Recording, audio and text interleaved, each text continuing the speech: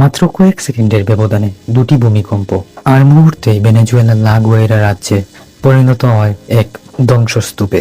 ড্রোনে ধারণ করা ফুটেজে দেখা যাচ্ছে একের পর এক ভবন ধসে পড়েছে, কোথাও এখন ধোঁয়া উঠছে, কোথাও উদ্ধারকারী কর্মীরা ধ্বংসস্তূপ সরিয়ে জীবিত মানুষদের উদ্ধারের চেষ্টা চলছে।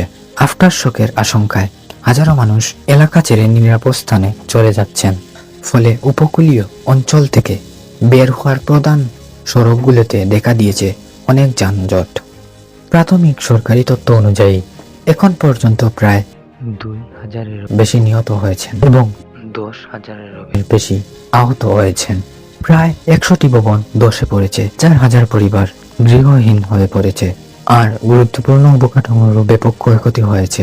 মার্কিন ভূতাত্ত্বিক জরিপ এসজিএস জানিয়েছে 26 জুন স্থানীয় সময় 6টা 4 মিনিটে প্রথমে 7.2 মাত্রার এবং কয়েক সেকেন্ড পর 7 মাত্রার আরেকটি ভূমিকম্প আঘাত হানে।